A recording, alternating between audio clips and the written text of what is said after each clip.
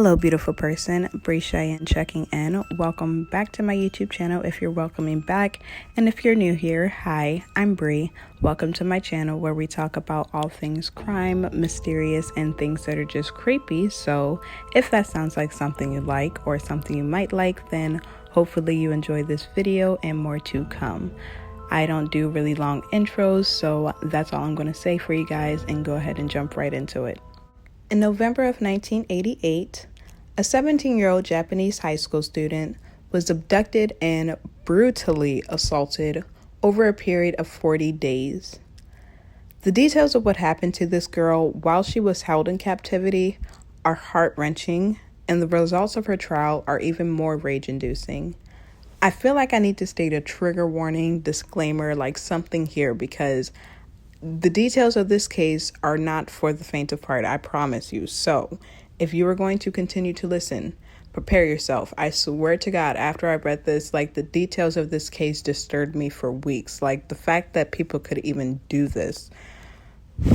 She's known as the Concrete-encased high school girl in Japan for reasons I'll discuss later. This is the story of Junko Furuta. And I'm just going to also say here, I'm going to try to pronounce everyone's names and all the names of the places as correctly as I possibly can, but forgive me if I do not. Junko Furuta was born in Misato, Japan on January 18th, 1971. While a student at Yashio Minami High School, Furuta received high grades and was rarely absent. Prior to her abduction, she had accepted a job at an electronics retailer where she planned on working after graduation. She had previously been working at a plastic molding factory twice a week so she could save up some money for a graduation trip that she had planned. She was somewhat of a saint, choosing to abstain from drinking, smoking, and drugs, which was seen as uncool to some of her peers. But being an attractive and active teenage girl, she was still quite popular and often received attention from boys, one of them being 18-year-old Hiroshi Miyano. Miyano was known as a bully in school with ties to the new generation of the Yakuza, ties that he often bragged about, meaning few dare to oppose him. If you don't know who the Yakuza are, they are organized crime members originating in Japan, infamously known for their ruthlessness. Thus, when Furuta denied Miyano's advances, this made him furious, and he decided that something must be done about it. I mean, how dare she say no to him, right? Like, who was she to say no to him? Crazy. On November 25th, 1988, Furuta was biking home from her part-time job when she was attacked by a seemingly random boy. This random boy, named Nobuharu Minato, wasn't actually at all random. In fact, he was ordered by Miyano to kick Furuta off her bike and immediately run away. After falling off her bike, she was approached by Miyano and all of his quote-unquote chivalry, who ran over to provide his help, also offering to walk her home. Probably shaken up and definitely naive as to what was going on, Furuta accepted his offer and was led off to the beginning of her horrific fate. Miyano initially took Furuta to a nearby warehouse where he sexually assaulted her before taking her to a nearby hotel and assaulting her again. While at the hotel, Miyano called his friends Joe Agora and Yasushi Watanabe to brag to them about the assault. Agora allegedly asked Miyano to hold her captive because they wanted to assault her as well. This group of delinquents had a history of gang rape, having just recently released a separate girl they kidnapped and assaulted. Around 3 a.m., Miyano took Furuta to a nearby park where Minato, Agora, and Watanabe had already been waiting. After learning Furuta's home address from a notebook she had in her backpack, they threatened her with this information. Now, Furuta obviously wouldn't dare attempt to escape because the threat of Yakuza members harming her family was now hanging over her head. She was taken to a house owned by Minato's parents, where she was assaulted by all four boys. This house soon became their regular hangout spot, as it became Furuta's continued place of captive torture. Now you may be wondering, where the hell were Minato's parents during all this? Allow me. Initially, they were fooled into thinking Junko was Miyano's girlfriend, which was like, okay, plausible enough. However, there's only but so long you can hold someone captive in another person's home before they start to realize, like, what the fuck is going on. As the horrible reality of the situation started to come to light, Junko even begged the Minatos to help her escape, but they turned a blind eye out of fear of retaliation from Yakuza members. On the 27th of November, now 2 days since Furuta's disappearance, her parents decided to contact the police. In order to discourage further investigation from the authorities, Furuta was forced to call her parents and tell them that she ran away, but that she was otherwise safe and was staying with a friend. She was also forced to ask her parents for all police investigation into her disappearance to cease, which halted any chances of finding her. Furuta was held captive, usually naked to humiliate her, in the Minato residence, during which time she was abused, sexually assaulted, and just absolutely downright fucking tortured, not even joking. What was supposed to be a 1-day sexual assault turned into 40 days of torment. The group responsible also invited and encouraged their other Yakuza friends to assault Furuta. She was assaulted by over 100 men more than 500 times. She endured extreme physical beatings, including hits from golf clubs, having her head bashed against cement, barbells dropped on her stomach, being hung from a ceiling to use as a punching bag, and so much more. It was just absolutely terrible. She was severely malnourished, as she often had to go with very little food and water. She was forced to eat live cockroaches and drink her own urine, and was also urinated on. She was forced to masturbate in front of the men assaulting her, as well as dance and sing to songs, all while she was being beaten. They inserted foreign objects into her, including a lit light bulb and fireworks, which caused extreme burns, as I'm sure you can guess. They burned her genitals with cigarettes and lighters, and her eyelids with hot wax. Her left nipple was torn off with pliers, and her breasts were pierced with sewing needles. When she would slip into unconsciousness because of the severity of the attacks, they would dump her head in water to continue the torture. During all this, she begged them to just kill her and end it all, but they decided they were having too much fun being, literal fucking psychopaths. She probably at some point had hypothermia, as they forced her to sleep outside on the balcony during winter time and would also lock her in a freezer. At the beginning of December, Furuta attempted to call the police when her abductors were resting after they had done some drinking, but was unfortunately caught by Miyano before she could say anything to the police. When the police called back, Miyano told them that the original call was just a mistake. As punishment, Furuta's legs and feet were doused in lighter fluid and set on fire, and this wasn't the first time they set her on fire. They also pushed a very large bottle into her anus, which caused severe bleeding. During their trial, they stated that they thought she was faking a seizure, so they set her on fire again. One of the kidnappers told the court that her hands and legs were so badly damaged that it took her over an hour to drag herself downstairs to the toilet.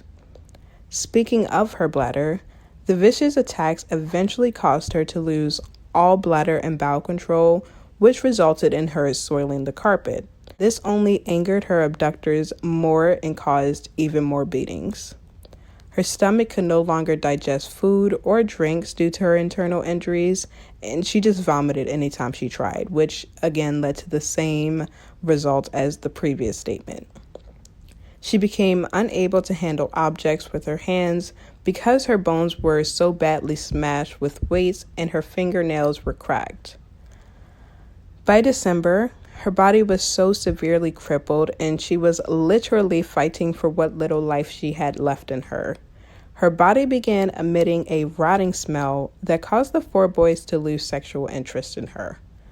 As a result of this, the boys kidnapped and sexually assaulted a 19-year-old woman that was on her way home from work, just like Junko. A boy named Koichi Ahara alleged that he was bullied into raping Furuta. After he left the Minato household, he felt so guilty about what he did, he told his brother about the assault. His brother in turn told the parents, who subsequently contacted the police. 2 police officers were dispatched to the Minato house. However, when the police arrived, the Minatos, of course, feigned innocence. The officers even declined an invitation from the Minatos to take a look around the house because who would extend such an invitation if they were guilty, right? Wrong. On January 4th, 1989, the boys challenged Furuta to a game of mahjong. Even in her feeble and barely alive state, she won, which I'm sure you can guess only angered the boys. They proceeded to beat her with an iron barbell, kicking and punching her. Afterwards, they burned 2 short candles on her eyelids. She eventually fell into a stereo unit and collapsed into a fit of convulsive seizures.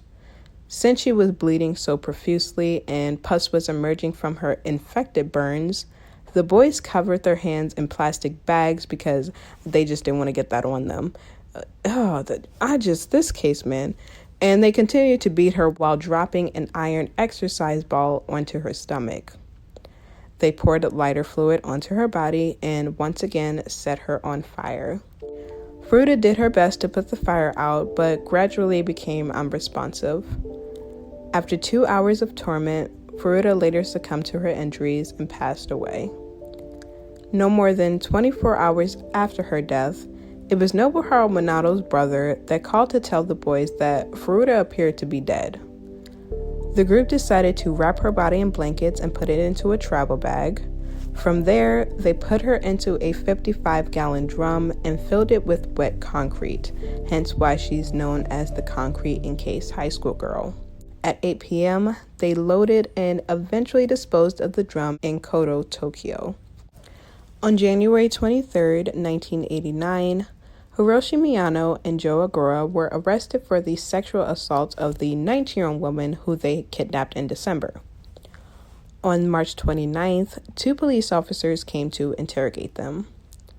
During the interrogation, one of the officers led Miyano into believing that they had knowledge of a murder he committed.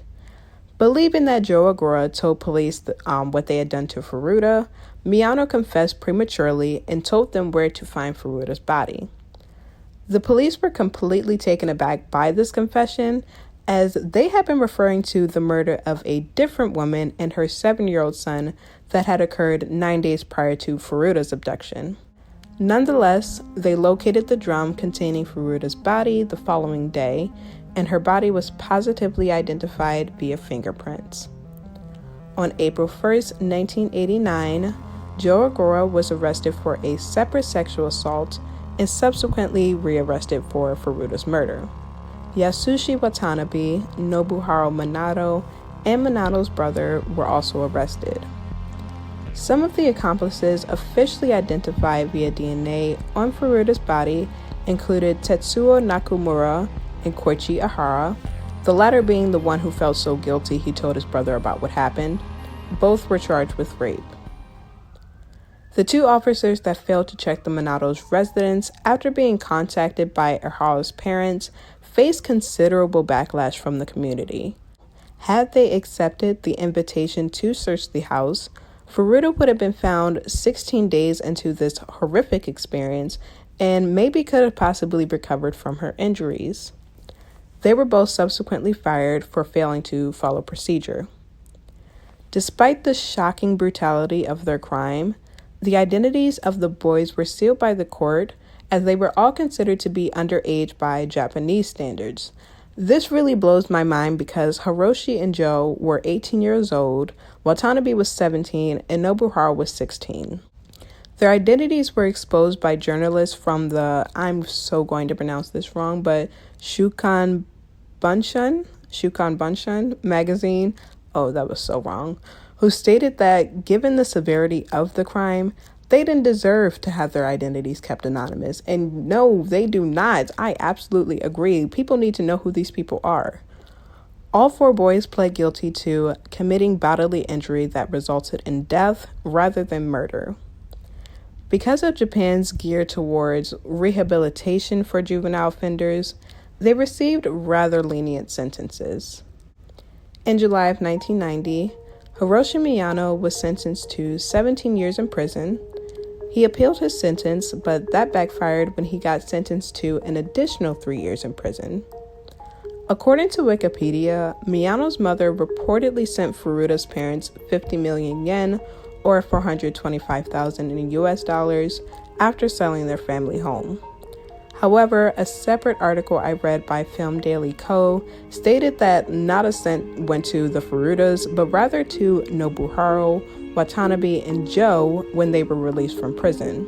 Miyano was still in prison at the time, as he received the longest sentence of the boys for being the leader of the group. The boys allegedly used all that money to go partying, and on that note, didn't seem to show much remorse for what they had done after they were released. Then again, I don't think anyone that would willingly put someone through the level of torture Furuta experienced even has the capacity to feel remorse. Miyano was released in 2009, but not before being denied parole in 2004.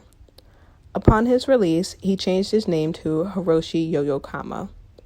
He apparently has no gripes with discussing his involvement in Junko's murder, and even has been reported as speaking about it in a playful manner.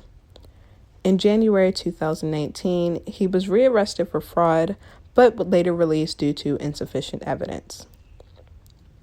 Nobuharu Minato originally received a 4 to 6 year sentence, but was resentenced to 5 to 9 years upon appeal.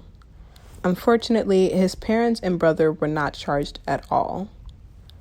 Furuta's dismayed parents were able to win a civil suit against Nobuharu Minato's parents, since it was quite implausible that they were unaware of what was going on in their home.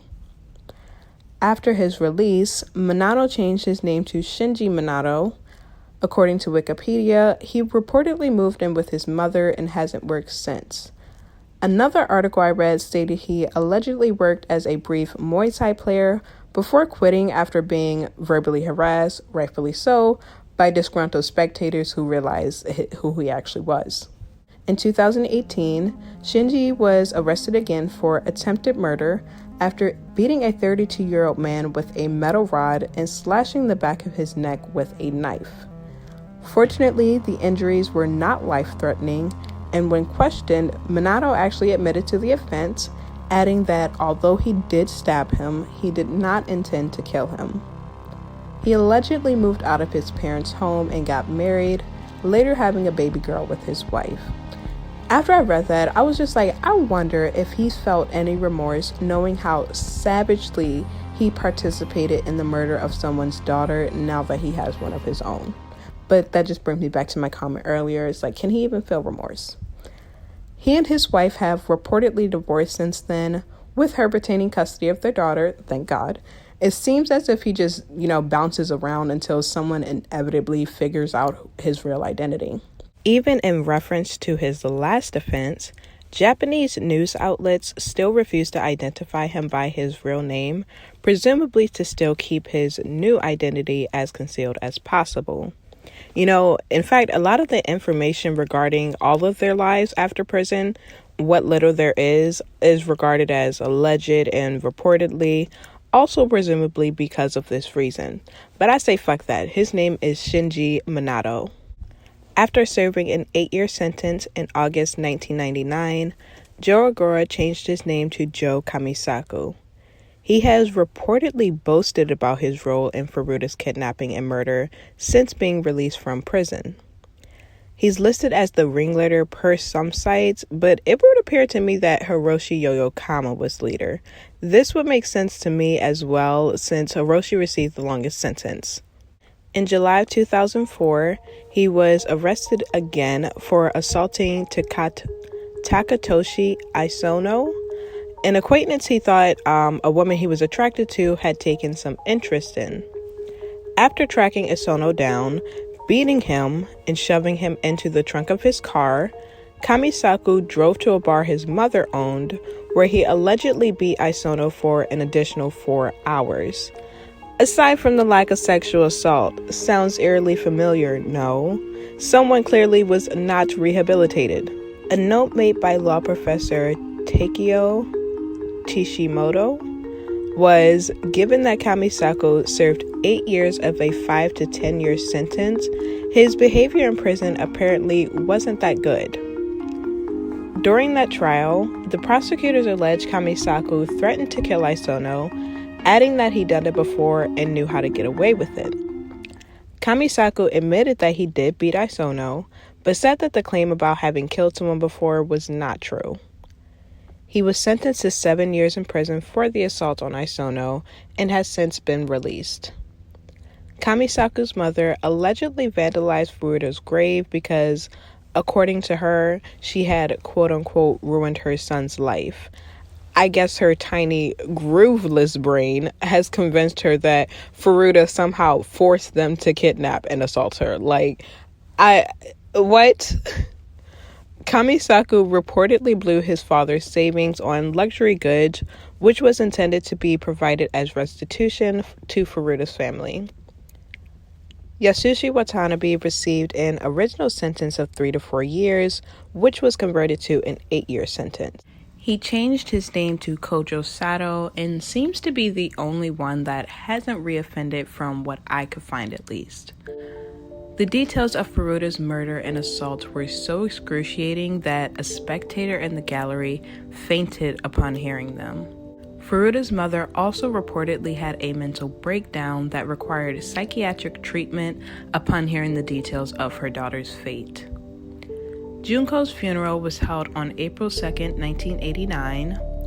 The employer of the job she had just accepted before her murder gifted her parents the uniform she would have worn. At the graduation for Furuta's high school, her parents were also presented with the diploma she would have received when she walked across the stage. Her case has inspired a movie, a few books, and even a song. The song is titled 44 Days by Mr. Kitty, although Junko was held for 40 days. Some articles, if you read about it, most of them will say 44 days. They report it as, titled as the 44 Days in Hell. And that's what I had at first. So I decided to actually go to the 1989 calendar to count the days, and it actually was 40 days. But that's all I have for you guys today. May Junko's beautiful soul rest in peace, and I pray her family and friends have found solace. Losing a child, especially as a result of murder, is hard enough, but to know that their final moments were spent in excruciating torture is probably even harder to cope with. That's all I have for you guys again. Thank you for staying until the end if you did. Hopefully you enjoyed this, and if you did, hope to see you back for my next one. Bye.